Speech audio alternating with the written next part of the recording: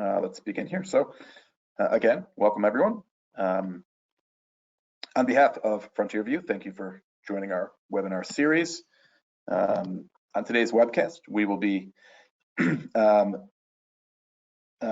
discussing Russia's healthcare outlook for 2021. This is our first update to our healthcare view for Russia in 2021 and outlines what we can expect given changing COVID-19 and non-COVID-19 dynamics in the healthcare market in 2021. My name is Mark McNamee. I lead the European research team here at FrontierView and will be driving our discussion here on Russia. I'm delighted to be joined today by Antonio Martinez, who leads our global healthcare research practice.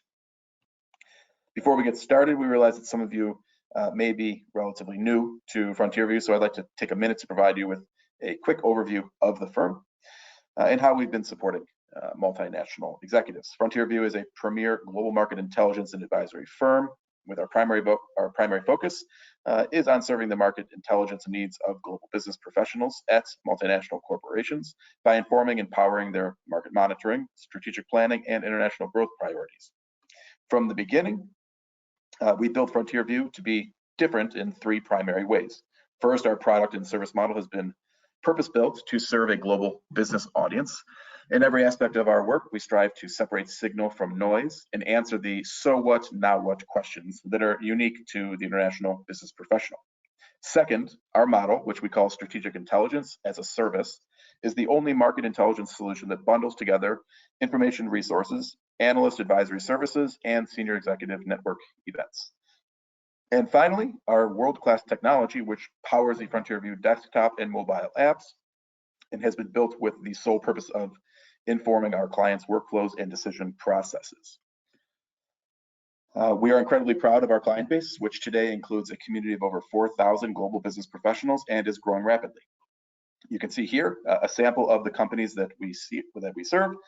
If you are not a client and are interested in receiving complimentary trial access to our FrontierView program, please request a trial in the comment box or visit our website, www.frontierview.com, and click the request trial button. So having briefly introduced our company, I'd like to take a moment to introduce our presenters. First would be myself. So Mark McNamee, I am the Director of Europe Research here at FrontierView, where I have worked now for coming upon my 6th year anniversary. My primary focus has been Russia CIS since I entered the company, but I am responsible for all forecasts and material and productions coming out of the entire Europe portfolio. Also accompanying me will be Antonio Martinez, as mentioned, who is the Director for Healthcare Research at FrontierView and supports clients on strategic planning, market prioritization, risk identification, and contingency planning in their most important markets. Antonio holds a bachelor's degree in international relations and affairs from the University of Pennsylvania, as well as a master's degree in international economics from the Johns Hopkins University School of Advanced International Studies, SAIS, where I went as well. As a reminder, before we move into the content, you're welcome to submit questions by clicking on the Q&A box of the GoToWebinar application on the right-hand side of your screen and by typing them to FrontierView Webinars. If there are any insights you see today as part of this discussion or any questions we don't get to answer, our client services team will be happy to follow up with you directly.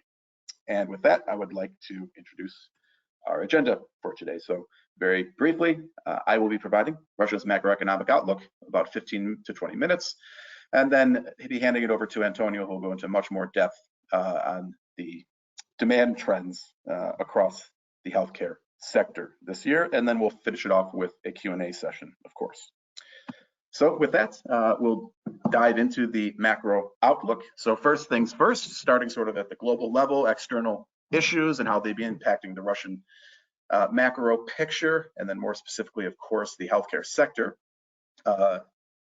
With the recent inauguration a little over a month ago of Joe Biden into the White House, clearly sanctions will be coming, and soon. Even there's reports even that they may be coming and announced later today or this week.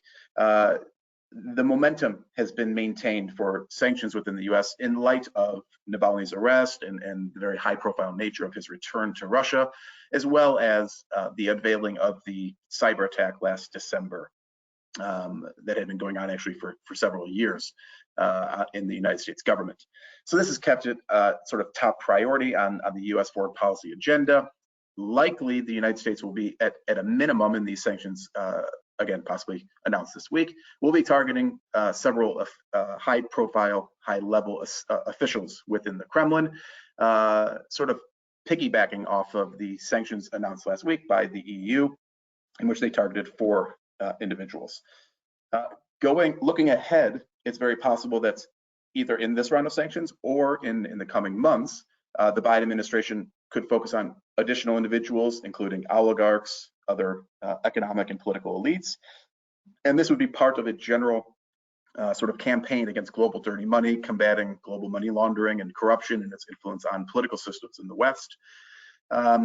We will see how that develops, but that sort of keeps up the risk premium on the ruble in light of these sort of latent sanctions sitting within the United States Congress.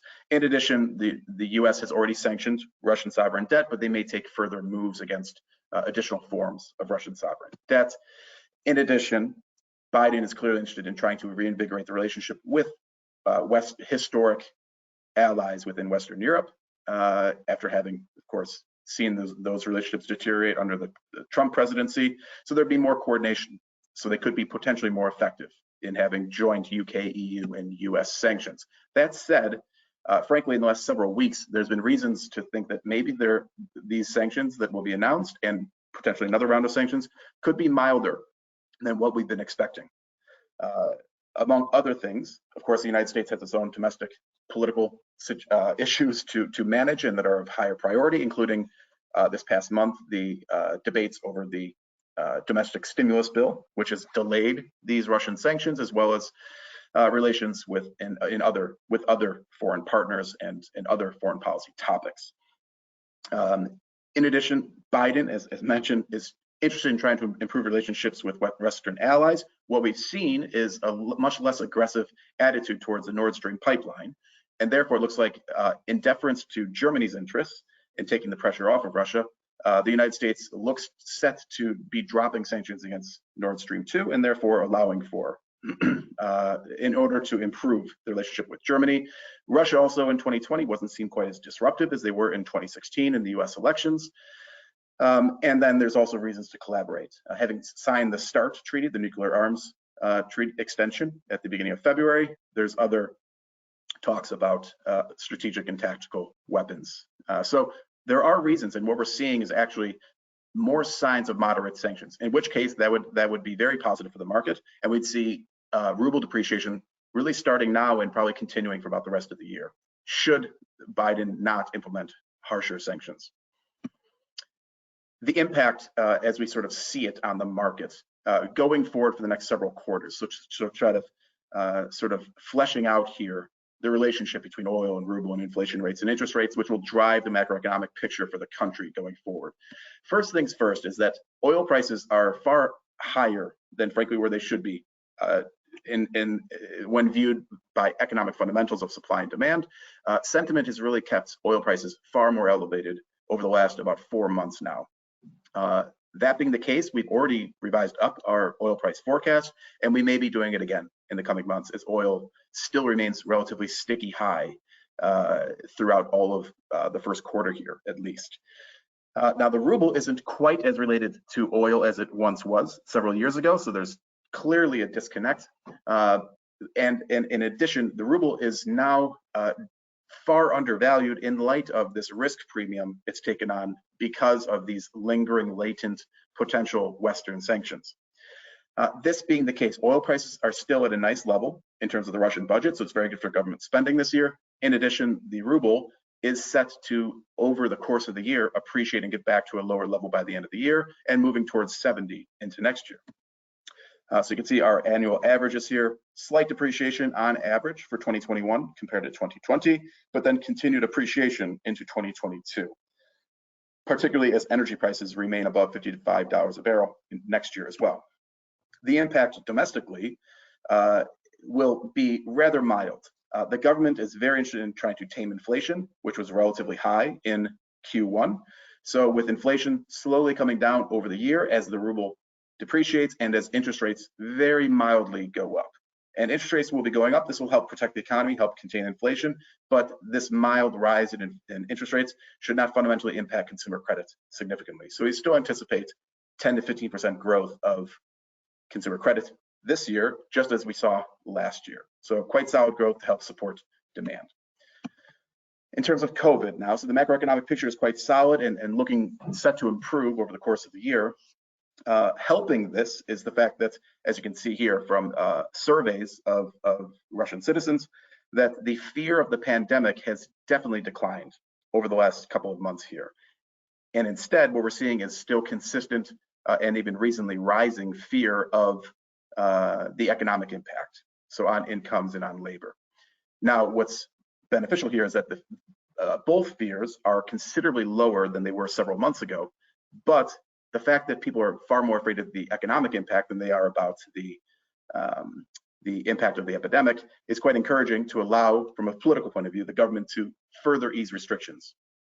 Russia managed the winter wave of COVID quite well, economically, at least in terms of keeping restrictions off and keeping businesses open. That helped stabilize the labor market, that built more confidence for businesses and for consumers, of course. And now the government, as surveys like this show, is quite incentivized and encouraged to further ease restrictions in the coming months. So this is quite positive in terms of containing the pandemic and escaping COVID and seeing the economy recover.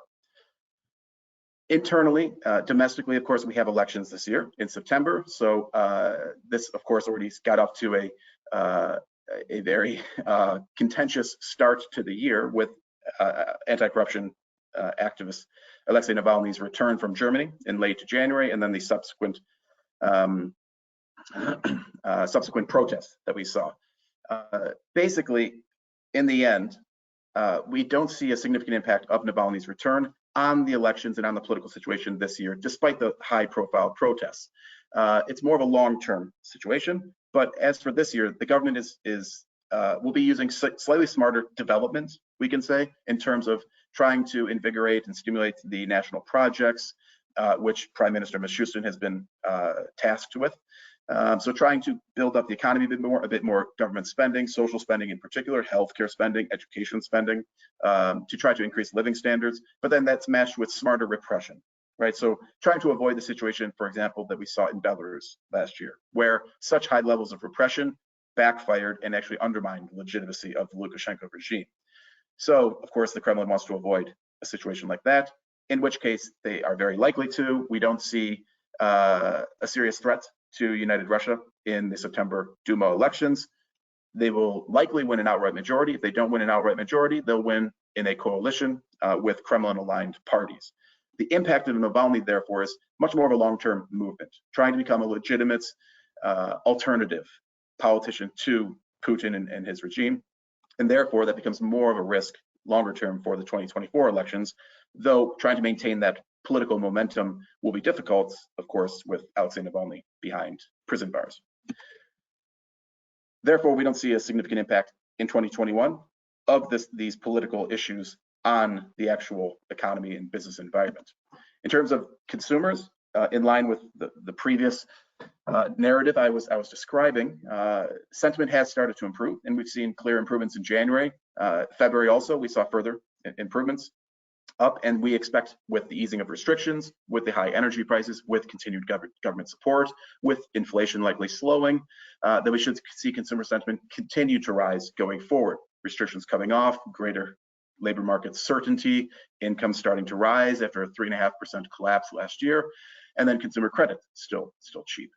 However, we have seen relatively high prices in Q1, and we saw some high taxes on the wealthy, higher flat tax and the tax on ruble deposits. In terms of demand, particularly for your sector when looking at pharma, we did see strong pharma performance across most of 2020. That said, we saw it slow down in Q4 a bit, but then we have seen a bit of a revival in February in particular, as we've seen also other categories likewise picking up. since December into January into February, which is good news. Now, this is Sberbank data, not Rosstat data. We've intentionally used this because this probably better represents your core target customers in main cities who are making purchases with credit cards issued by Sberbank in this case. So in terms of managing prices this year, this has become a bit of a topic as we've seen consumer prices rising quite significantly over the course of December into January, into February as well, is also over 5%. Rosstat reported inflation.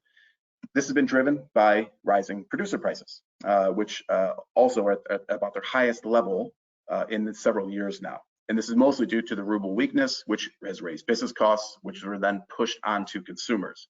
As a result, consumers are feeling this. So when consumers have been asked in surveys, what are you observing in terms of inflation? You can see rising price growth. 11% is felt, 12%, 13%. So considerably higher prices are being felt, far higher than Rosstat reported consumer prices.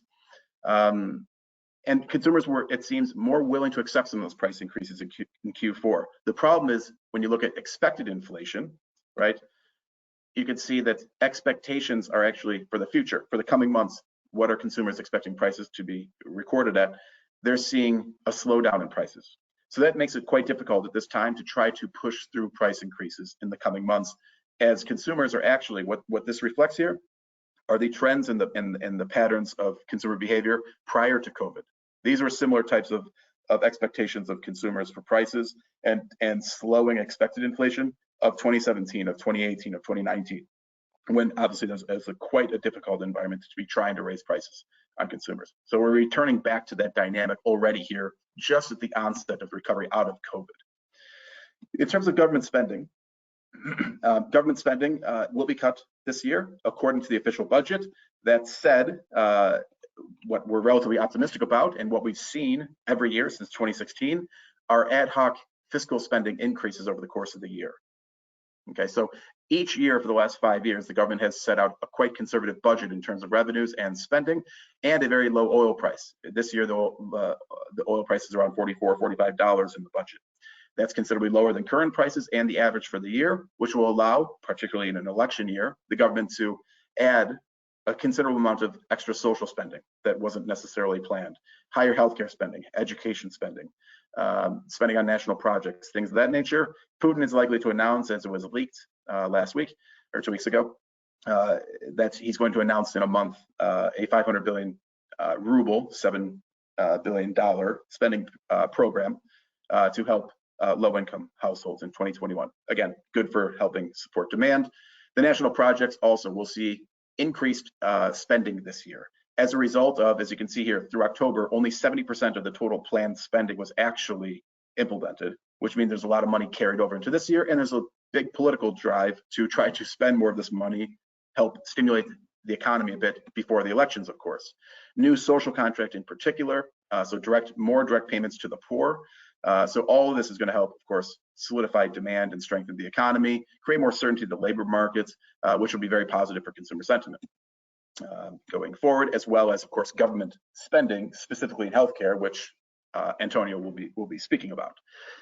I won't spend much time here, but this is just to give an understanding that there have been some resilient sectors. You can see food processing, even construction to an extent, agriculture, consumer electronics, that saw actually rising investment and decent industrial production in the course of 2020. So this is actually decent performance considering the traumatic year due to COVID in 2020. I would also point out that the pharma sector, relatively small relative to the entire economy, but that said, has been growing for several years now at a very high rate and is seeing rising investment. Last year, of course, investment was contracted, like most sectors, to be honest, but the production continues to grow, and of course there's government support for these industries, so that'll continue to provide potentially a competitive issue in the coming years. E-commerce, no terrible surprise here, as you're all well aware, as you all use it extensively, assuredly, in Russia, has been growing absolutely rapidly. The concern here is, of course, how to actually maintain loyal customers in e-commerce. This is something that the healthcare sector is just starting to develop with as some of the legal restraints are taken off here in the coming years. But this is of course going to be a massively important sales channel for the healthcare sector now, as it's been for nearly all the other consumer goods sectors. And then just finally, to leave it here before I hand it off to Antonio, looking ahead, we are quite positive about Russia's growth. So as expected, Q4, we saw GDP contraction and consumer spending didn't really pick up. October and November were quite weak. Q1, we expected a bit improvement, and that's what we're still seeing, is a bit improvement of overall GDP, but also consumer spending declining by considerably less than what happened in Q3 and Q4. Now we're going to see, mostly from statistical base effect, a considerable pickup of both GDP and consumer spending here in Q2, but that should continue for the next several months. One word of caution would be the import. One of the biggest risks we see in the next, say, 3 to 6 months would be the import of the UK strain of the COVID virus into the market. We anticipate that will start to become more pervasive in April and May of this year. And depending upon, of course, the vaccine campaign and how fast it can keep up pace with that virus, that will remain sort of the outstanding question. Because in the downside case, then we could see more restrictions imposed later this year, say in Q3 or Q4, as a result of the import of the UK strain. But for now, that's not our base case expectation, and we anticipate, as you can see here, quite solid year-on-year growth coming forward here the rest of the year. And critically, this is faster pace than what we're seeing in most of the rest of EMEA, whether that's Western Europe or countries in Middle East, Africa. So I'll leave it with that there. I'm not sure if there's any questions that came through, but otherwise, I will just hand it over to Antonio here. Antonio, can you confirm that you you're in control of the deck? Yes, give me 1 second.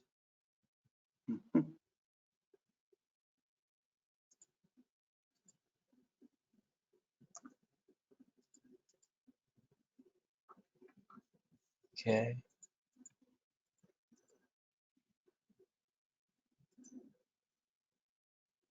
Perfect. I think to get us started around our perspective on the healthcare outlook in Russia, I will first begin with our framework and how we are going to analyze, yes, incorporating the macro context for Russia that Mark had just provided, but really understanding where we think both policy as well as demand in the market is going to evolve throughout this year.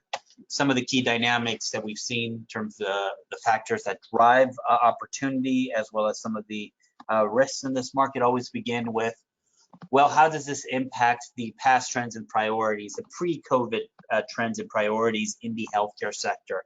Particularly, how has this reshaped decision-making or the actions of stakeholders? Obviously, the Ministry of Health, the government itself, as well as other key players in the Russian healthcare market, and how, to what extent, have certain policy measures or agenda items that have been the key priorities, how much have they been accelerated or reduced in importance given COVID-19. We will also discuss, obviously, the path of infection rates and the vaccine rollout, the key dynamic around reduced treatment levels, patient footfall, elective surgeries. That's always top of mind for executives as they're operating in any market that has been as impacted by COVID-19 as Russia has. And obviously around the dynamic of the vaccine rollout. Russia is one of the major producers, particularly obviously of its own COVID-19 vaccine, but what is actually a path to normalcy look like, and how much of a priority is this for the Russian government? Obviously, questions are well around healthcare system preparedness and to a certain extent the financial conditions and whether or how quickly those conditions will be improved and will help drive any sort of recovery or need for recovery, because again, Russia is a slightly bit of a different case than many other countries in terms of demand. Obviously, as well as you heard from Mark, the funding injection environment in Russia is one where there is a certain always beginning of a fiscal conservatism and austerity, but how does that actually operate or impact or not the healthcare spending agenda, which we'll get into. Obviously, questions around the political management and priorities, particularly given the importance of the national projects, the May Decree national projects, and what does that have entail for what companies can expect over the next year. And finally, obviously, questions around patient fear. Russia has been a case where patient fear levels have not had quite the direct impact or the outsized impact that many other markets have had, but we'll get into it. Now, first, obviously, let's start first with the COVID-19 containment and vaccination strategy. Again, when we look at the level of stringency, even as we've had this very large increase kind of infection rate over the winter, similar to what we've seen many other places, we've seen that containment stringency not getting back to those levels that we had during the first outbreak. And we expect kind of a similar dynamic to continue in terms of, certain amount of mitigation, but also certain amount of tolerance of it. Now, the government, again, the important point for healthcare companies as they are looking at through the rest of 2021 is that the Russian government, as of today, is targeting to vaccinate less than 50% of the population in this calendar year. At least for now, that is the approach that the government is pursuing. Again, basically by the end of this month, they're hoping to get about 20 million vaccinated, with about 68 million, almost 69 million by the end of this year.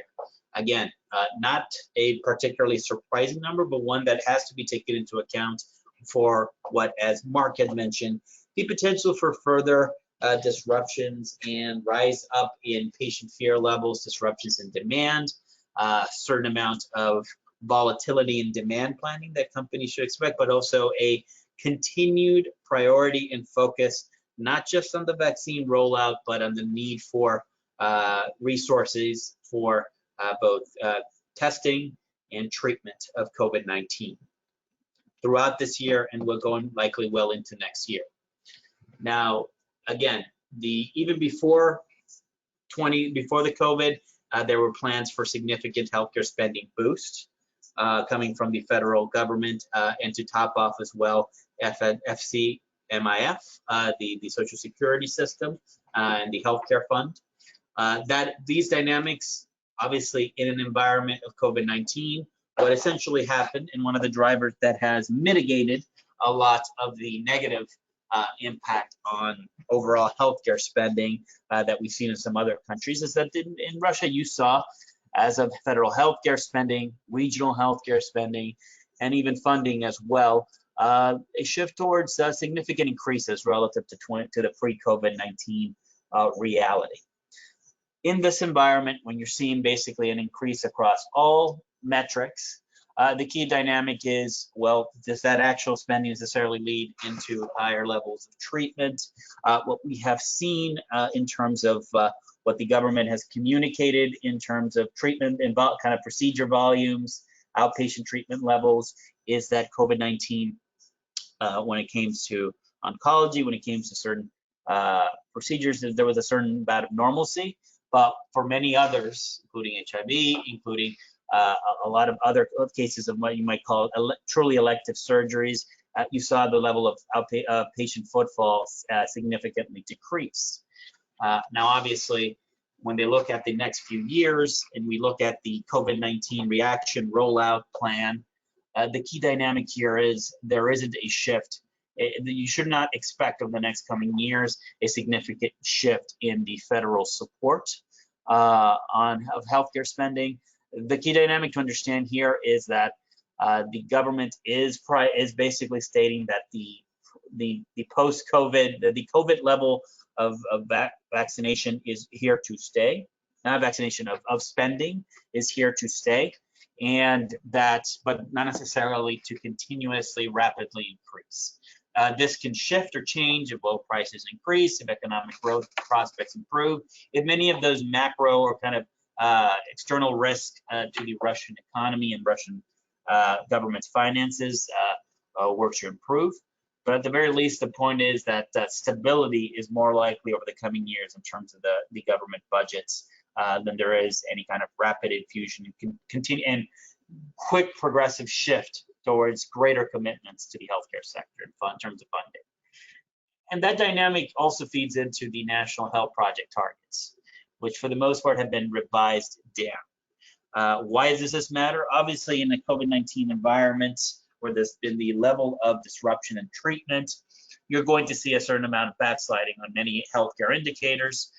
Although again, on this front, the one thing that didn't quite fall as much has been on the infant mortality front, which remains a key, particularly when it comes to children, a key priority for the Russian government of the coming years.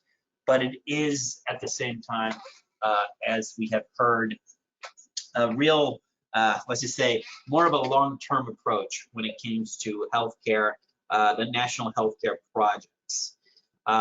Again, some of that spending, the spending that was supposed to be completed within the next few years, has been, those timelines have been extended to 2030. Now, all of this can also be seen as likely to change over the coming weeks, and probably almost certainly in the coming months, as the government is essentially relaunching and rejiggering the national health projects in terms of their focus area, in terms of their priorities. Obviously, our expectation is that healthcare will be an important pillar of the continued health investments in Russia, particularly coming from the federal government. But again, right now we are in a point of uncertainty on this front. Now, but what there isn't uncertainty is that the government, particularly around the compulsory health insurance, is demonstrating something that we have been talking to our clients of basically for the last few years, around the continued push for more centralized control and oversight over spending in the regions, over priorities in healthcare spending, even within the funds or across the controls with the relations with healthcare, public and private, different private healthcare institutions. Again, the government is shifting back towards a partial return to estimated financing for healthcare institutions, so more of a global budgeting approach. It is also removing some of the medical centers from insurance provider controls, shifting away from that kind of HMO approach that the country was kind of shifting or evolving towards. And really what you see here is, as well as a reduction in those payments as well, it is the government further centralizing, further driving a shift in emphasis away from a partial privatization of the funding and management of healthcare spend, which is important to note, and maybe one of those dynamics where the healthcare agenda has been at least somewhat shifted because of COVID. Now, there are several other key regulatory measures as you are looking at 2021, as you are looking at what companies can expect over the next year. Some of the ones is most obviously is around the modernization for primary care. Again, the government has set up plans with each of the regions and has set up measures that they want to kind of continue to push for. Some of this was delayed by COVID by about 6 months, but the government is prioritizing in terms of ensuring that there is progress on this front. Obviously, COVID-19 has here, as in many other places, accelerated that dynamic. And that's something that we expect to continue and to be a priority beyond 2021. There is also the creation of the Circle of Kindness Foundation, which is essentially a funding source for medications, treatment of rare diseases in children. This is a kind of one of those key new pillars that the government announced in the 2021 budget.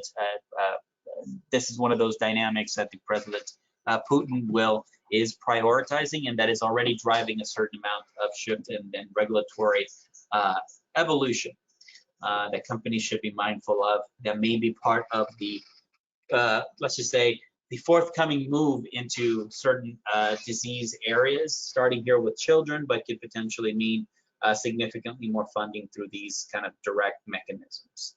And again, there was a tax increase that was basically focused on driving financing and funding for the Circle of Kindness Foundation.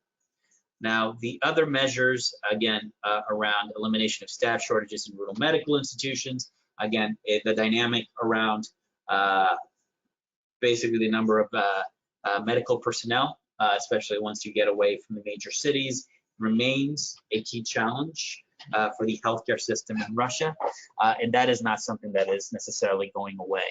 And government will continue to try to make a priority, although as we have seen in terms of trying to increase compensation for healthcare personnel, that is something that has been a little more challenging for the government to commit to in the Duma.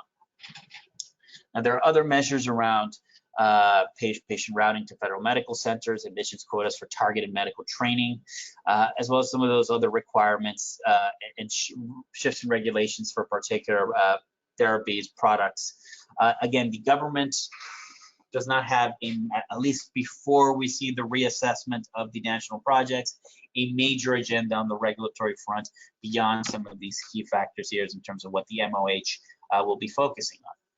Now, when we look at the concerns around kind of a post-COVID-19 crisis agenda for the Russian government, and some of these we've already seen happening. Again, the MOH funding schemes for rare diseases impacting children, expanded powers and responsibilities for the federal government in healthcare. We've seen it not just in terms of those shifts and reforms to compulsory health insurance, but also in terms of some of the measures that the government has tried to push, simply more in terms of expanding its authority and its relative importance relative to the regions. Again, if you look at the last 10 years, the shift and evolution of healthcare spending, you see the federal government significantly, incrementally, and up until basically last year, very slowly, start to increase its relative share of healthcare financing and funding. That is only going to accelerate over the coming years. Now, some of the other measures, again, such as the uniform requirements for remuneration of public sector healthcare workers, that is on pause and still kind of a source of concern. An effective surveillance system for infectious diseases across the country. This is very similar to what we see across most other countries. This is a priority area driven predominantly because of COVID-19, and it's something that is also going to be a source of where resources are going to be pushed into the healthcare sector. Now, again, progress on regulatory standards for pharmacy delivery, e-pharmacy deliveries for OTC and RX drugs. There will be progress on this front. The Russian government considers it a priority, and it will be a driver of kind of the digital health agenda, as will the passage of a telemedicine law to allow full-scale online consultations. These are the dynamics, you can call it the bare bones needs of driving a healthcare, a digital health agenda. But it is something that we expect to see here in 2021 as key priorities for the government. Again, the other measures around incorporating private hospital vitals into the obligatory medical insurance scheme, which currently only 37% are involved. Again, part of the agenda, but again, the government is making several regulatory changes on this front, which may or may not make it more friendly to private hospital providers to incorporate into the system. Again, other measures, such as a continued focus on improving sanitary and quality conditions. A lot of that is what we're going to speak of just in a bit in terms of the overall healthcare, you might call national industrial policy approach. Now, in terms of local drug price, I mean, the key dynamic here is that healthcare spending in Russia, up until relatively recently, has had a relatively solid performance. And we see that because we've also seen prices increase faster during the COVID-19 crisis, which was not necessarily the dynamic that was kind of necessarily expected. And the government, to a certain extent, had begun the year with threats of further price caps and price controls at the retail level. But we did see less on the essential medicines list and vital drugs list than we saw basically more generally, but we saw basically medical prices increase. And when we see some of the dynamics, some of the ways we analyze pharmaceutical sales, we actually did see pharmaceutical sales perform relatively well in Russia in 2020.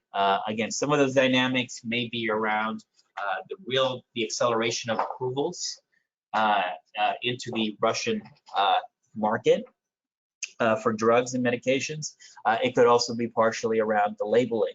The labeling needs or requirements, which may have actually reduced some of the counterfeit spending in the Russian market. Now, again, there are some dynamics when we use some of the fast-moving data around healthcare services, more specifically medicine and healthcare products. There has been a certain amount of moderation as we've gotten through the end of the year, but again, still a dynamic where relative to a lot of other markets, the level of healthcare spending has been relatively strong. And one of those factors where, unfortunately, part of the answer here is also a significant amount of self-treatment for flu-like symptoms at the point of product purchases. Now, another key dynamic, again, mentioned a little bit about the progress around RX deliveries, but pharmaceutical e-commerce has been experiencing throughout much of last year, and we expect it to continue a certain amount of growth, particularly obviously between Q2 and Q3. You saw kind of some survey data where you see a good amount of the population has been buying pharmaceuticals online. And obviously just as much for themselves as for family members. You really do see kind of an evolution of the market, and this is something that is very likely to stay and be a dynamic, although again, several reform measures still need to be pursued to ensure kind of the full legalization and standardization of the system. Now, the other key dynamic is certainly around pharmaceutical and medical device production. Again, when we look at the comparison with fiscal year 2019, again, you're seeing something like 23% growth, 5% growth around medical equipment. Again, the medical equipment market in Russia is much smaller than its pharmaceutical sector, but the key dynamic here is that this has been what, for the government at least, has been a source of pride as well as kind of a key national objective. This is going to have implications for the Russian government's general procurement policies.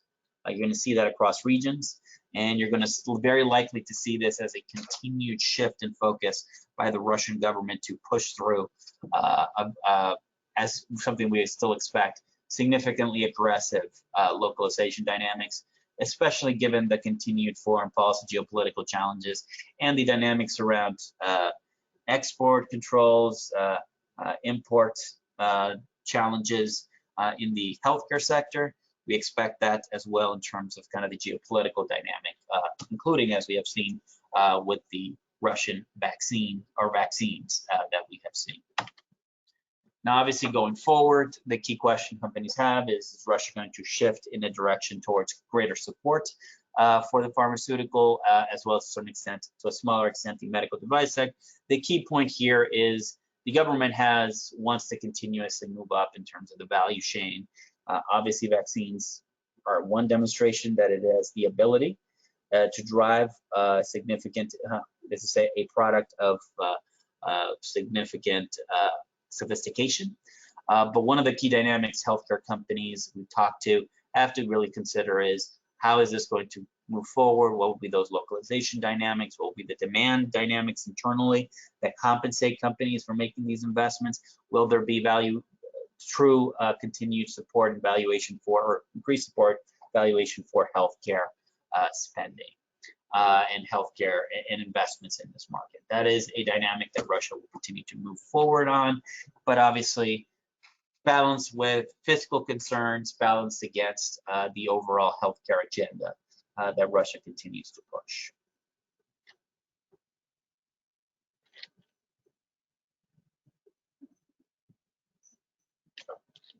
Sorry, I realized I was on mute there. So, thank you very much for that, Antonio.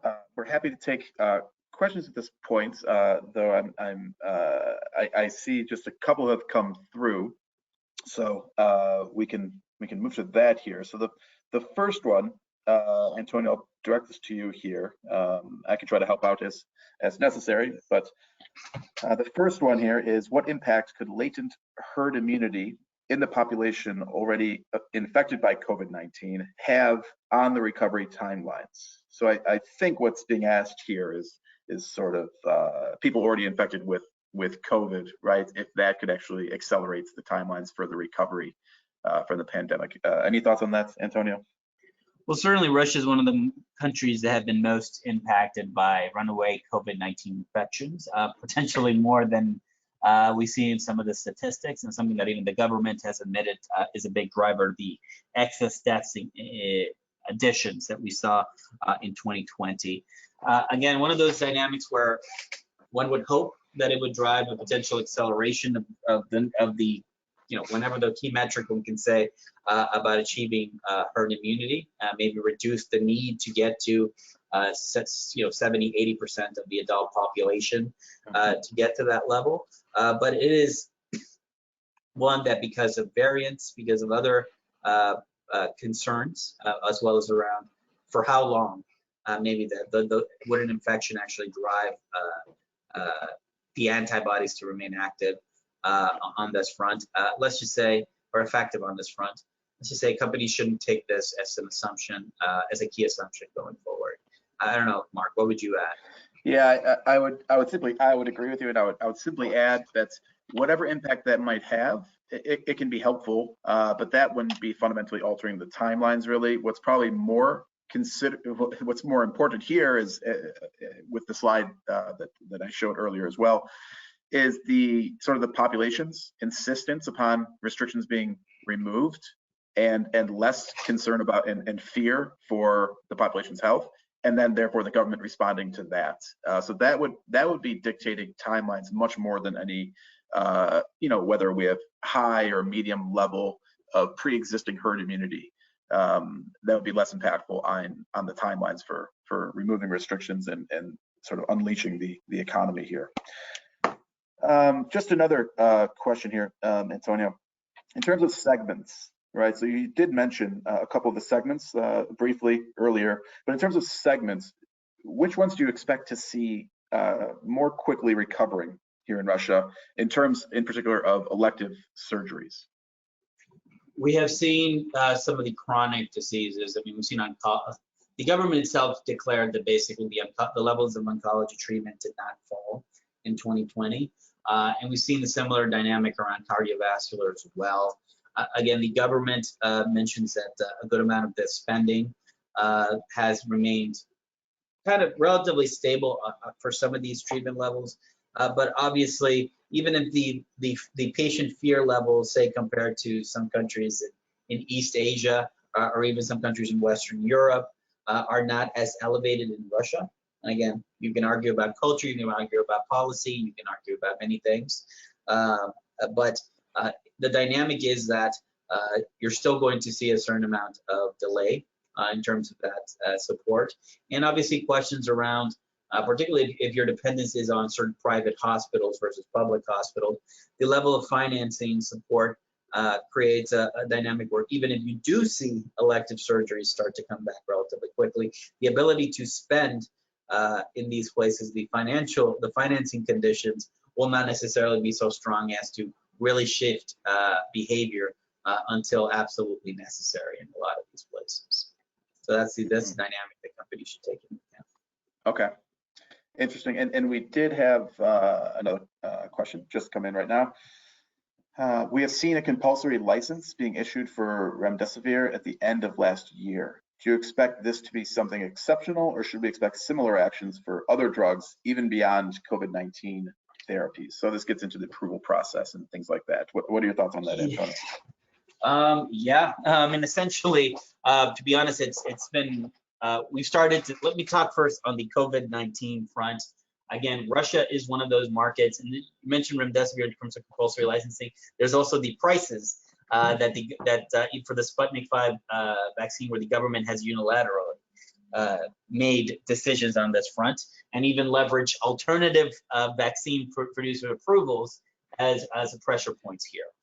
Again, part of the desire that the Russian government has in terms of driving its pharmaceutical sector is to essentially increase its leverage in the overall healthcare sector. So what you saw with remdesivir, what you see in other segments, I think companies should be mindful of that the government has an agenda.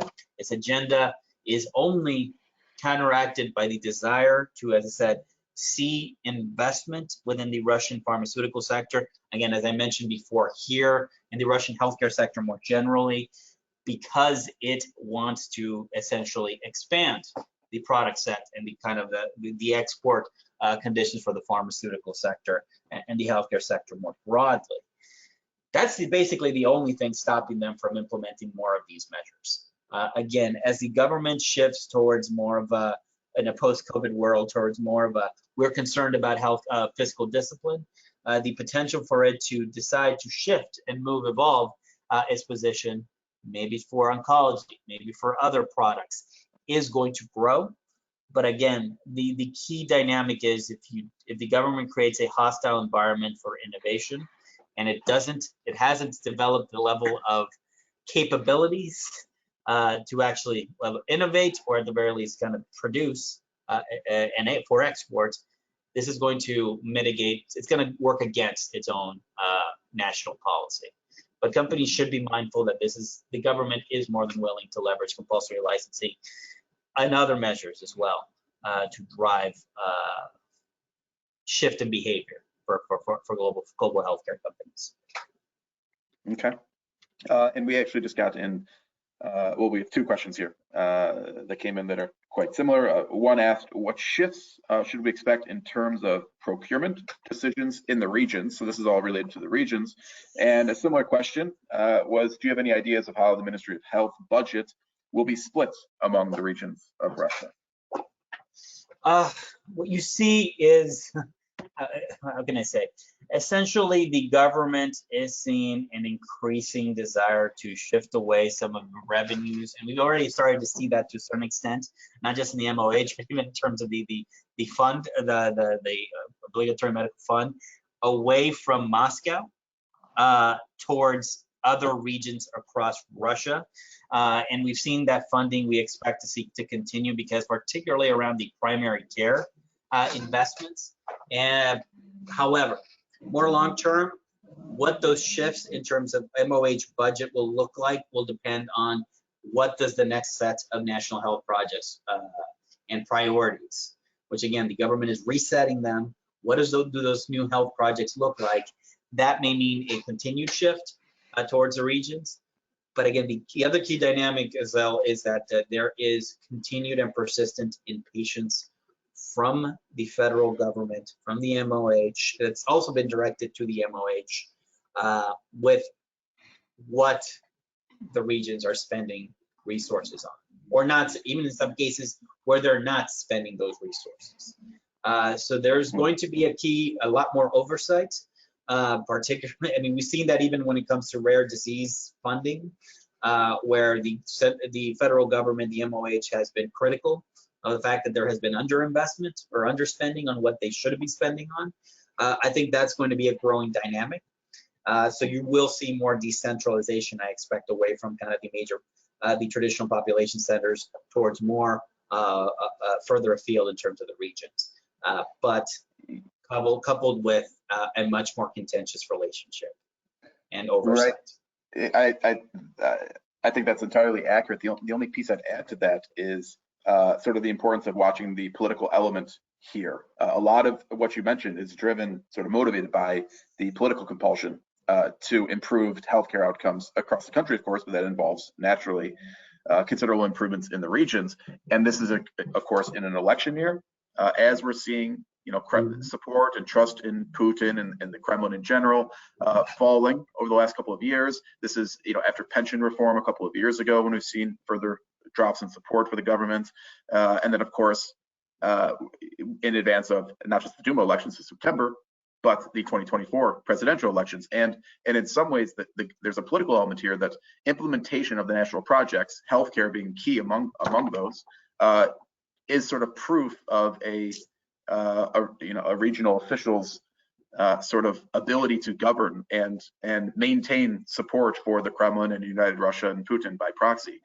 So there is a political element here of these officials in the regions ensuring that for their own political careers and ambitions that they actually do implement these things, because of this, as Antonio mentioned, this increasing pressure that will be coming from Moscow to actually be more effective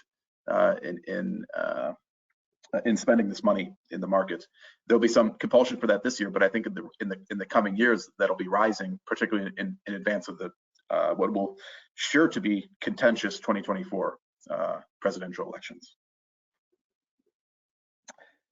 So with that, we don't have any further questions, so we will leave it at that. We're just a couple minutes before the hour, so finished on time here. So I'll leave it at that. If there are any questions, of course, that you come up with afterwards, please be sure to let us know, and we'll be happy to follow up, of course, through your client services manager. Everyone, just as a reminder, will be receiving a recording of this presentation within 24 hours, as well as the presentation deck that you just viewed. In the meantime, you can view all these materials that will be posted onto our website, as well as all other materials, including the recently published Healthcare Outlook report for Russia on our new mobile app, which is available for download right now on iOS or Android. And again, for complimentary access to our suite of resources, including data, dashboard tools, and market monitoring reports, please email us at info@frontierview.com. That's info@frontierview.com, and a member of our team will be in touch.